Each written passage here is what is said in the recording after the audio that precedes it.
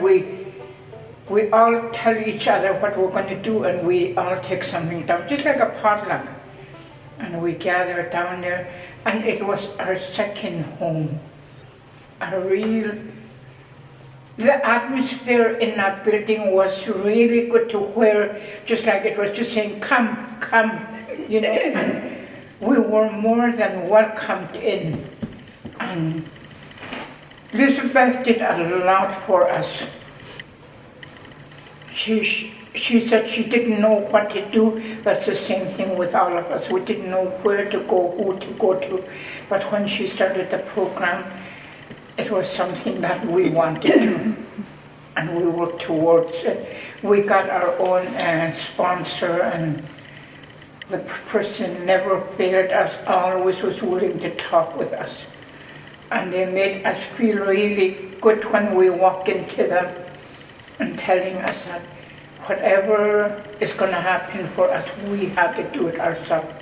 And that was a hard thing to understand. Yeah. So it was a good program that we had down there. Everybody felt welcome. Everybody thought it was a second home. It was our second home. AA meetings, even blowing snow, north wind, we were walking down. We enjoyed what we were getting. And we feel good after we come out of there, so we were always walk against the wind, made it down. Before they set it up, this town was just booming with booze and everything. Not much difference today, but at that time it was really booming, and they actually didn't know what they were doing to themselves. And I was involved in that too. I was an alcoholic. And it took a person like Elizabeth Collin to understand and find out right away. And she started working on that with Philip Blake, who just recently passed away. He was a social worker, and a guy by the name of John Osborne, he was another guy there. She went up to them and asked them to give him help maybe to start up a program. And it happened. I just got so tired of the drinking that was going on my house. So one day there, I just walked out.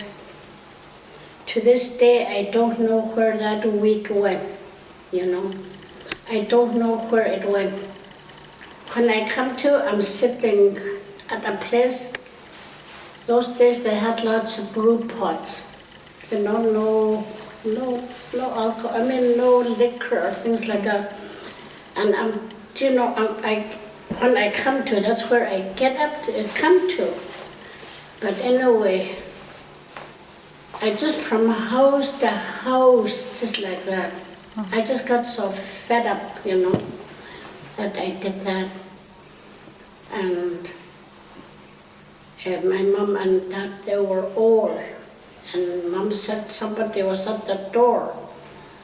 And Dad went there to open, it was me. My hair like that.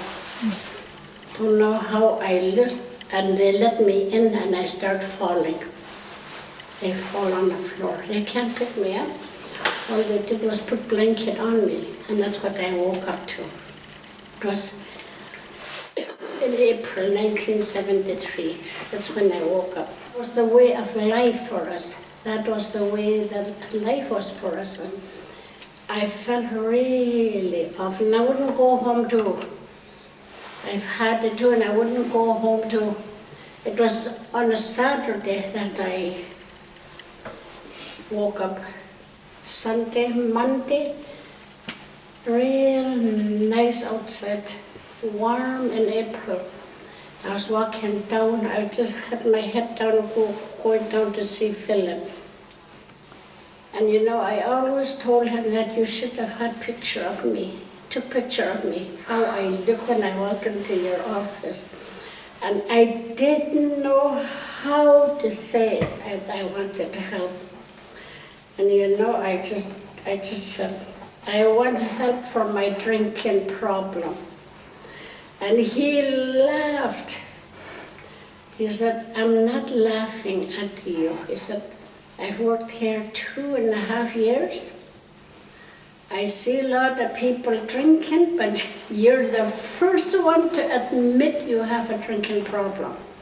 I'm going to help you. So that's where it all started in April. Once again, he's telling me to go home, and he's saying no. I was so stubborn, first time talking for myself. But he promised me that he'll do everything for me if anything should go back again. So I said, okay. And he said, Neil was really surprised. He thought I went there. Those days they get, there's like income support, they get that, but it's how they call it, ration. Ration, yeah. You could get help. They give you help, but not that much. He thought you came to me for ration. I told him, your wife never came for that. She wanted to do something for her drinking problem. So right there, and then he told Philip to help him too. But it wasn't until end of June that we went out, and we were out there for July at Halloween. Everything was so new for me. And there's the men's and women's dormitory. A lot of time I had hard time, but I had really good counselor. She's still living, and she's still my counselor. October of that year, that Nellie was Nellie Cornway. She was CPC. She was at CPC. She was a manager, and those two nurses. I know there's Betty, and what's the other one name? Not Barb. It could be. That's the one they help, and I go to them when I want to talk, and they said, why don't you start an AA program? I said, how? We don't know. So she said, get a hold of Nellie. So that's what they did. They got a hold of her, and they said, Sam Lenny and Joe Teddy. And minister, minister. Yeah, minister too. And they had AA meetings with us. They started it. That was in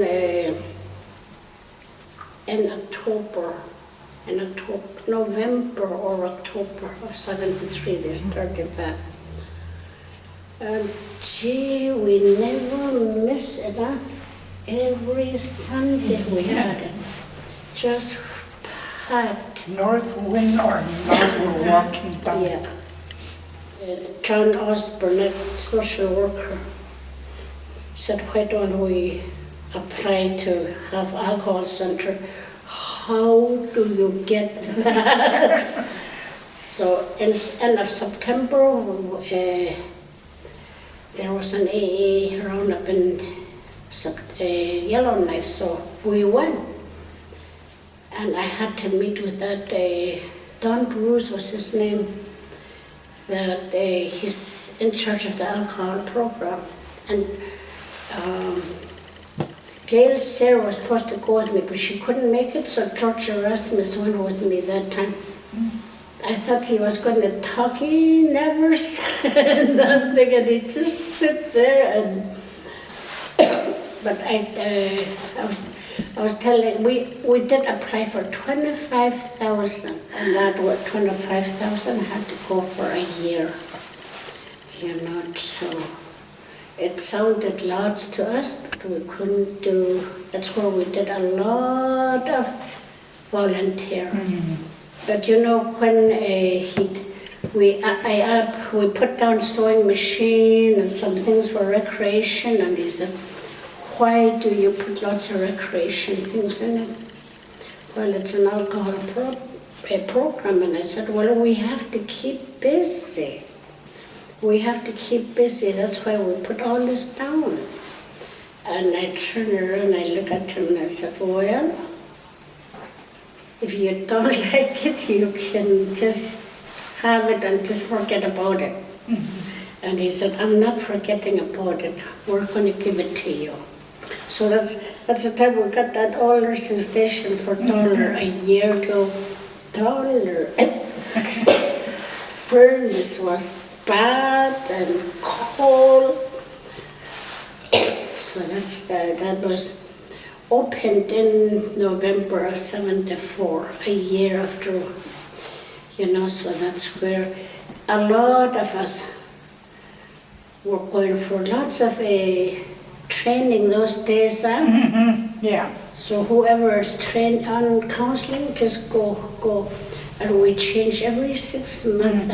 Yeah. Because we couldn't do it a year, and it was 7/24. You just 24/7. 24/7. Yeah. Yeah. So just like we just have to go there when they call us. So and in the end, I had some helpers too. Heard that. Told me that if I needed help sleeping or not, I was supposed to go to him. And sometimes I get some young boys that I just can't talk to them. And I could have left it for tomorrow. How many times I went down to him, knock, and he opened the door, and I tell him, I need your help. So he take over for me talking to this person. So I had people like that helping me too when I can. Sometimes I'm just going into bed and somebody come. Instead of saying, wait till tomorrow, I go. I don't know what time I come home, so it was a lot of a volunteer. We didn't get that kind of a good pay to what you could do with 25,000. But I think everybody was satisfied with what they got. Yeah. And like the cost now is more, so what we got that time we were happy. Yeah. They even put up a place in a community that was called the Peel River Alcohol Center. And so in that place there was even people working, and there was a president there. One of the guys from the community was a president, and then there was other workers, secretaries, and there was councillors. So they were there to help the people that were having all these problems, and it was really a good thing that happened in a community. People were kind of hesitant to be a part of it, but eventually they saw the good things that were happening. Eventually they saw how people were that sobered up were looking so good, and that they were able to do things in a community and were a part of the community. Whatever went on, the events, anything that went on in a community, they just became a part of all that, and people started seeing that.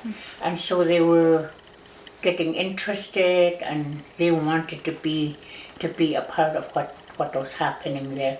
They had different people that came, and people that chaired the meetings, and they had coffee and tea, and sometimes they had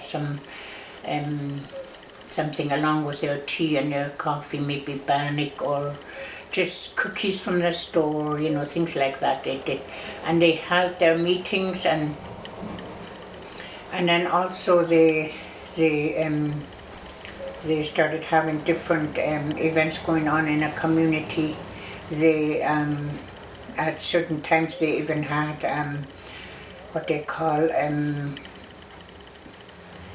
they had a big dinner of banquets, and so they had turkey, and they had other food, just like a nice big Christmas dinner the way it was. And then at Christmas time too they did that sometimes, and at that time they invited other people in the community, and a lot of people attended, and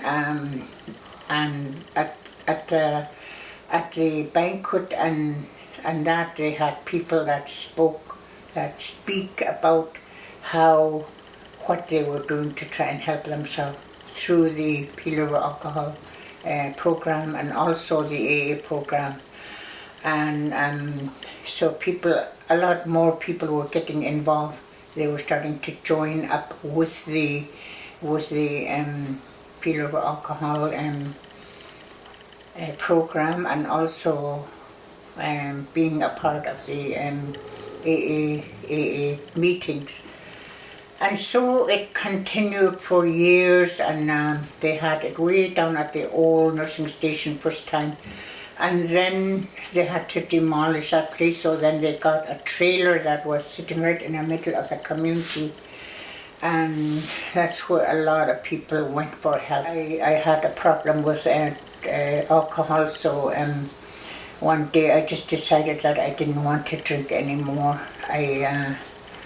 I guess I drank because I was scared, and when I drank I wasn't scared anymore, and I just was able to stand up for myself. And so that continued on for a while, but then when I was still young, back in 1975, I decided I was going to really leave this alcohol alone, because it wasn't doing me any good.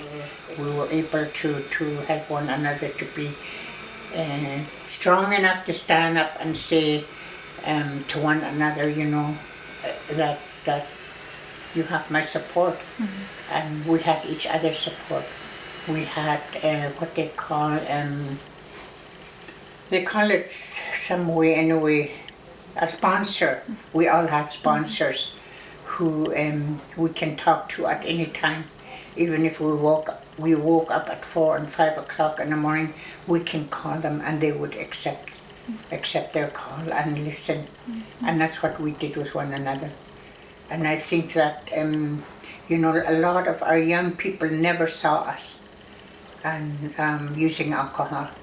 And I think a lot of them, they don't believe it when we say we drank and that we used alcohol, but we did, and it affected us, and it wasn't good, and nothing was good. We were unhappy, and we lived in fear a lot of times, and a lot of times we had to look for a place to stay. And that's back in 1975, and today is 2012, so that's quite a few years, maybe over 37 years or so. And I'm really happy that I was able to do that, because it was not easy. It just seemed at one time that it was never going to be it was never going to change, but it did. Thank goodness for the AA program and also the Peel Over Alcohol program. Look at this. We used to do this too. Yeah. When Thea phoned me, she told me we were going to have cake and some goodies, just like the old alcohol center. I said, we're coming to that. I said, how nice, because that's what we used to have all the time. Whoever was working had tea or coffee, and we went in, we sat around, there's other members come around. We all talk and tell each other stories. Sometimes we talk about how, I remember talking about how I was when I drank, because it wasn't very good. And yet we could laugh about it. And I'll tell you a story. One time this was had a little meeting with us. I forgot who was there with us. And she said, I want you to write down why you drink. And we thought we were real smart. We were just writing all kinds of stuff down. And after we came back and we gave her the paper, and she said, you know what this is? She said, and we just look at her, and she said, this is all your excuses to drink. She said, we couldn't get over it. You know, that's how much we didn't understand. We were blaming other people and saying it's their fault that we were drinking. Here it was just us doing it to ourselves. Yeah. And that sponsorship is a sponsor. Is somebody, you have to choose a person that understood you. Like you could tell them anything about your drinking or about how your life is. And most times too, you just really cry. And they just sit there, just listen to you. And they don't tell you nothing. You know, they don't tell you nothing. And that's sponsors there, you know. So right away we all got sponsor, and you know, I had a sponsor that I could go to, and how many times I cried with her, never even say nothing, but that's what I needed. I needed somebody with ears to listen to me. And after I finish, I feel really good. But my sponsor is passed on too, so. But I never tried to get another one. And it's good to have. Because there's times when you feel really down and you talk. We need to talk. And for a lot of us, for me in a way, it was hard for me to cry. Oh, we're not supposed to cry like that. Then when I start crying, I couldn't stop crying for a while. And you know that for Philip being there helping me all along, you know, every 5 years of my sobriety, I sent him a thank you card. I was working with Philip and he fixed it up for me to go to treatment center. There too, I could go to any time I told him, and he's always going over time, and he never said, oh, it's 5 o'clock now. Anyway, my husband found out, and he said he's going to come with me. I said, it's up to you. I'm going for me, I'm not going for you. So when we got to treatment center, I was thinking, what I put myself in. I couldn't understand nothing. I couldn't even ask questions like, what am I supposed to do? What am I here for? So I had a counselor right away, and I was just telling her all this. I said, I can't talk like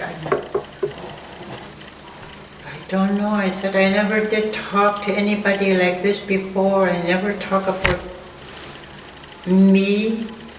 I'm always like looking at other people's. She explained to me what I was going to be there for the next 28 days. I didn't want to be there. There's women's storm, men's storm. We do one-to-one, and then we go into groups and just listening to other people's how they're trying and all the problems it caused. Still, I wouldn't talk like hard for me. Anyway, after 28 days, I didn't thank my counselor for helping me. And when I was walking out that door, I was thinking, boy, when I get home, I'm going to try to get training and try to help my peoples. That's what came to mind. While I was going to A meetings and listening to other people's talking, and they put me on a job. I had no training. So I asked if I could go for counseling training. So I went into Luig 6 times that year. Leaving my family was not easy because there was alcohol in my home. But I toughed it out for each training took 10 days. Oh, it was a tough workshop. What I went through and how I can help people. A lot of times I had to go in front of a group. There was about 10 of us, and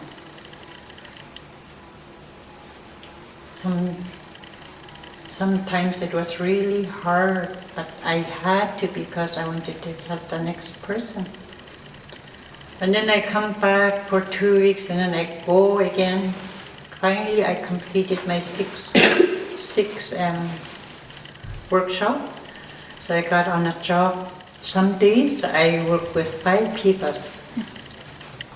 So from down here we moved to another building where John Teetł'it building is now. That's where we moved to. Everything changed, like now we're under the government. And like before we could go down there anytime. And I started an Alateen program. So the Alateen program, a lot of young people they come. I don't know how long I worked there. I can't remember. That was volunteer after work. I can't remember how long I worked with the Alateen. Like Liz was mentioning, an elder, and he always said, when he talked to me, he always said, you have to build a solid foundation. What does that mean? You build that, from now you're going to start working on your foundation. That's a lifetime. Here he explained to me what it meant. The foundation is what you're going to stand on and never look back, you always look ahead. And I never once thought, I'm not going back out there. I did it for me and I'm gonna work on it, and I did. Like for me, I had to like better myself, right? Because before I blame other people for all my problems. Now I had to better myself and look at me. All the wrongs that I do and see, which of course was not easy. It was tough. But thank God today that I'm still trying. Even though I don't work or I still volunteer, I'm happy that I can do this and try to talk to the young people about, if you drink, it's not like, it's not you. You're a different person again. So this is what I do today. I try to live one day at a time. Today, the mistakes I made today, I can't talk about tomorrow. It's now. How do I better myself? After all these years, I'm still working on me. And I'm still going for counseling, which I'm really happy for. And lots of things, volunteer work that we did down at the whole building. Like we had parties for people that were sobered. Big party, we have cake and everything. I never forget that. And then they have dance there too. These elders, they were willing to come in and, play fiddle and all that, and gee, that was good. We had no money to pay them. No, they didn't mind, they volunteer too, and they help us too, those elders. I can't believe these girls could remember the date and the month. Me, I don't. So me, I was the worst one. I was the stubbornest person too. When I first found out Neil, Lisbeth and my auntie, she's gone long ago, was having meeting. I want to go there, and my husband didn't want me to go. But I tried to go, and in the end I made it. I went there. When I went in there, there was only Neil, Lisbeth, and 3 of them. And I start going every time they have meeting. I told them I was sick. It was my cousin there doing, Mrs. Collin was there. I told them I'm sick and they're going to come and see me at my house. I was in my room and they came in. I was laying on my bed. I turn away from them. I don't want to see them. I don't talk to them. I don't want them to know what kind of person I am. Don't know for how long they've done that with me. They come to me. Finally, they said they're going to go to up on the hills and have meeting there. And that's where my husband went with me. That's where I finally start talking. Before that, I hear them talk. My name is this and I'm alcoholic, and away they go. And they tell their story. It's just no different to mine. Here I thought I was the worst person. And I didn't want nobody to know I was like that. Just leave it at thinking Jane Charlie is so good. But I wasn't. I was like everybody else. That I found out, and I went more and more. They come to my house, yet I think they finally got to me, and that's where I found out I wasn't sick. It was just my drinking problem doing that to me. Until I don't even know what year James Andre was on. You remember?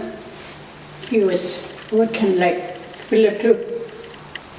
I went to him and he helped me to go to Palmaker. And I came back here and I was going to say it in front of her. She left Dorothy. Ever since we were kids, we never, just like we never had anything to do with one another until in our old age. I told her, Dorothy, I need a counselor. And I was thinking of you. Oh, she was so surprised.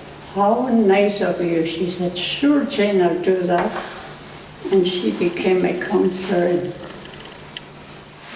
And that's where I got this one story I always tell in the meeting too. I'm going to tell, we went to Roundup and this guy said, there's enough of sadness, crying. Let's try and laugh now, he said. So he said, there was a white man went to an Indian ranch where this Indian have lots of horses. And this white guy wanted, he pointed at this horse, I want that horse over there. And that Indian told him, no, he don't look good. You can't take him because he don't look good. And that guy said, sure, he look good, that's why I want him. Bother. So finally that Indian gave him that horse. He went home and he fixed him up, put his saddle on, jam on, took off. There was lots of trees around there. First tree he bumped into. Start again, another place. Here that Indian was trying to tell him that horse is blind. He said, that horse don't look good. So that guy went by quietly to tell me this horse was blind. Well, I told you, he don't look good. I got that story from there, and I always tell my kids, my grandchildren, some of them got a hold of it, and they tell that story, and they laugh. Own plain, easy language to the people to where they understood where we were coming from. Sometimes people come in and just go over our heads, you know, and it's not easy. You just sit there and pretend you understand them. You know, for this program, I think if you're level with the people feel comfortable. Yeah. And the kids were involved in everything. Yeah. And they were good too, they listened. Yeah. They were just right there with their parents and they sit around, they have different things to do, the adults have different things to do. And they just enjoyed it, yeah. One time I came down this way in the evening and I'm wondering, I wonder if anybody would be down there. I walked down, sure enough there's people sitting in there wondering what I was doing, and you know, because there was so much drinking going on in my home, I didn't know where to go. I had all these people and yet sometimes you feel so alone. And I walked down this way with my kids. I even sat to my mother's grave and I sat there and I cried. From there I walked and there was somebody down there. So I talk about it right there and I walk out laughing and feeling good, you know. That place opened almost 24 hours.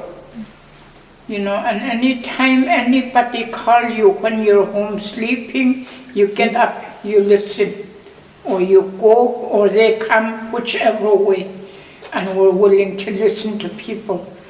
And that way I think we got through to a lot of people, because sometimes people call at the worst time when they're going through the hardest time, and we're sitting there listening to them, and then we share with them what we did to try to help ourselves. And that way a lot of them found out that they can go to so many different people in the community. Yeah. And they had list of all the people that were down there too. All the people that sobered up from there, they had a list of names of that down, so people know who they could go to. Yeah. So I think it's good memories. Yeah.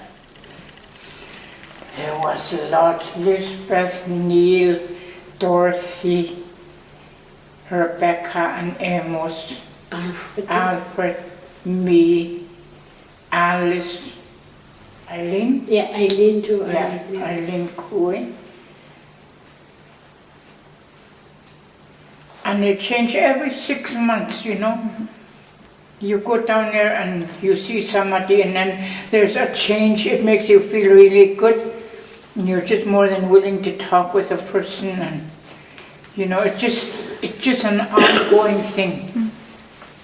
Yeah. And you could just only work for 6 months because of the way we were going. You could really get burned out Yeah. easy. That's why they made changes, and it was good. Everybody was happy with it. Nobody got mad because it was their time over. They let go and let another person in. Yeah, we didn't look at their grades or... Or if they were training us. I remember her saying, as long as you drank and you know how it is, and you know what you did to get help, you know, you can become a counselor. I always remember that.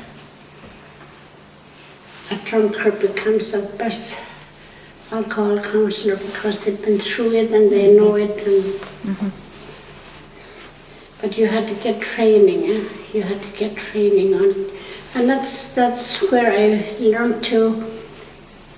I don't have to be running out to them. Last minute while I'm trying to go into bed, I could tell them wait till tomorrow. You know, I could tell them wait till tomorrow. I'm tired, you know. So. And then when you have somebody like her always laughing and willing to sit and listen, you know, when you have somebody like that in church, it makes it that much easier to go in, you know. Some people it's hard to approach. Even at that time I was still an alcoholic, but I was thinking about it and saying, when I seen the poor people go to do something for themselves, I start thinking about it. On top of that, too, in 1975, 74, 75, I got into serious trouble concerning alcohol. And I said, that's it. I laid under the blanket and I talked to myself, said, God, give me help before I get myself into real serious trouble. And that's the way. And I got up, I got out and she was laying beside me and I told her, you know what I'm going to do tomorrow? Tomorrow I'm going down to Philip to try to get help for my alcohol problem. And she said, I'll come with you. We both went down the next day, worked it out. A month after that we were down in Henwood. From there we come back. Already the program was going on, we come back, I got myself involved into that by going into AA meetings and that. And it was really going good. It was really going good. Elizabeth was doing a good job and then Dorothy, and it really was going good.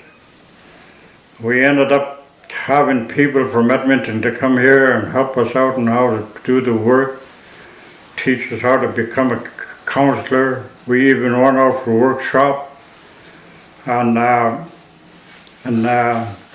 we bring them in. We have a workshop with us, and that way we learned quite a bit out of it. And I became a counselor within a few months after that. I became a counselor in there, and I was working with them. And so. You know, to be in a fair business, you know, a lot of us were already have a little knowledge of being counselors, and what we did at that time in the end was that we get somebody to work 2 weeks and the next person to work 2 weeks, and that was going good. And like I said, you know, Elizabeth was just bringing in people, and we had a few workshops. The operation was doing pretty good, and we had a committee set up, and once in a while if somebody is the chairman, I become a chairman, and we were doing pretty good. We were looking after that place. We get our funding every year, and we were doing pretty good. And you know, to be honest, you know, us elders, we knew what we went through. We understood what we went through, and the best counselor for an alcoholic is an alcoholic. When an alcoholic come into you, I'm an alcoholic, I come into you and start talking about their problem, I know what they're talking about. We all do. We all be recovered alcoholics, they call it. And another thing, by going through that program, I'll say about pretty close to 10 people laid off alcohol by going to our program, which I think was something great that happened concerning that program. They had workshops in Luig, in Yellowknife, in Edmonton at Henwood. They had seminars and different workshops for all the counsellors to go to. And it really helped you to do your job and how to deal with people, because they say when somebody comes in and you try to help them and then they're back out on their own, if they come back and you treat them like it's the first time that they come, yeah, you never turn them away. Yeah. And you even used to go into the school too. Yeah. You used to even go into the school and talk to the children about the alcohol and what it does to a person, because we went through it. We tell them about ourselves, talk to them, try to prepare them before it's too late. They were always open at nursing station. That's true. The old nursing station, the door what they call it, a swinging door. Yeah. Yeah. Rosie's children was one of the councillors too. Oh, yeah, yeah. Boy, it was what we did with the little money that we had. Everything that we wanted to do to them, it was always approved too. We even went to Eagle Plains for meeting.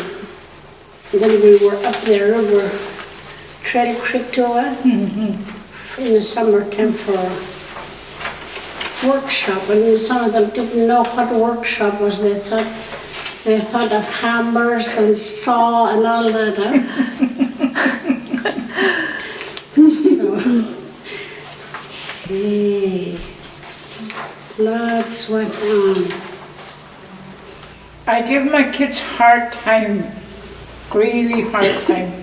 Whatever money I make with sewing or whichever way, went to booze.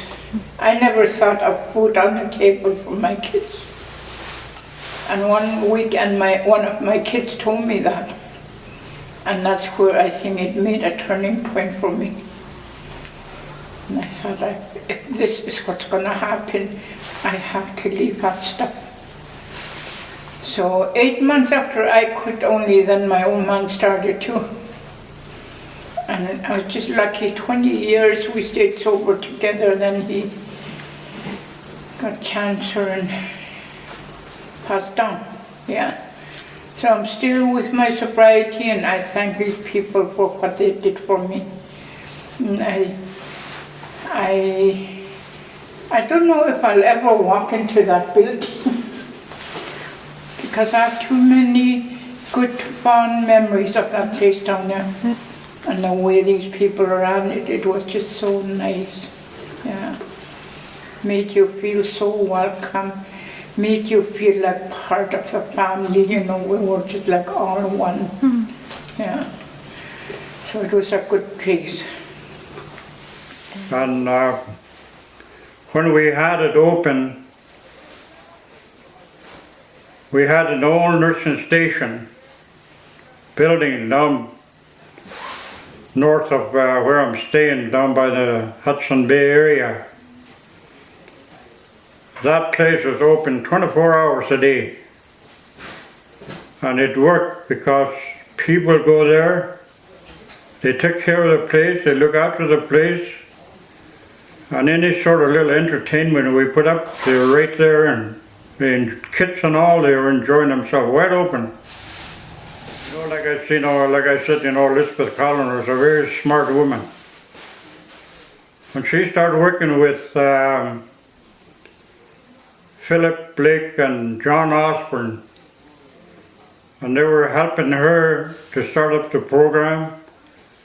Now, after doing all that, the government, you know, she wanted funding from the government. And the government, Northwest Territory government, turned around and told her, if we give you the funding, we'll run it our way. Elizabeth said, no, you give me the funding and we'll run it our way. And it happened. Through that program, a lot of us are recovered alcoholic, and we are today. Some of them got 40 years, 30 years, and we're all happy. We're not an alcoholic, we got help from the program. We're all happy. We have elders coming down like Charles, my old man, Uncle George, William LeFou, who else used to court with us? Those, they used to come down and they play fiddle music down there, and you just sit around and it just sounds so good, you know. Just good music, and reminds you of long ago when you were younger, how the dances used to be. It was just a great place to be, yeah. And Bob Simpson was there. Bunch, lots of different people, and they started talking about the alcohol centre, and that's the time he said he first come to McPherson, Bob. And this It was really, just like what you said, just really going, he said. Yeah. People doing things together and just kids and all involved. And now the government took it over, took it back away from them and just took over. Gee, that was. If it didn't happen, I think it'll still be going the way it did, with a lot of young people, you know. I wish the government could hear us saying this, you know, because they did something to us that just like turned everybody away. Today we can say that we won our battle, you know, against alcohol. We won our battle against alcohol, and we're still sober today. And also at the same time, when we quit drinking, we right away became instant counselors. You know, we didn't have training or anything like that, but yet through our own experience and what was alcohol and what it did to us, and what we did to help ourselves, that's what we use to counsel our friends and our people that were affected by alcohol. So all these things happen in the past. So not too many people know about this, you know, but I'm glad that we're able to tell about it, so that hopefully our future generation will think twice before they take on alcohol, because it's just a destroyer, that's all it is. It's a killer. It's people like slowly committing suicide. So all these things are, that's all it does. That's all it does. I remember a speaker, I remember a woman speaker saying, a special speaker saying, you know, I used to come home from a big drum and I used to just run the hot tap of water, and I would get in that and I would try to scrub off on the outside what I was feeling on the inside. And when I heard that, I thought, that's so true. That is very true. And so not only are people, it happens all over the world, but yet if we want to, we can be able to win our fight against alcohol. There's one person there. Thanks, Liz. That's all you need to say, and I know what this. Just, you know, we're so grateful for our sobriety. Really, we were really grateful. The life that we had before was just, why did we call it life? After we sobered up, you know, we could go any place, we could go and come as we like. We were just prisoners at home, I think. Couldn't do nothing. I still thank them for it. I still thank them for what they did for me, and I still have my sobriety. Yeah. Lots of times I talk about it and said, if it wasn't for Neil and Lisbeth, we wouldn't be like that. We wouldn't be where we are. They're the ones that made the first step.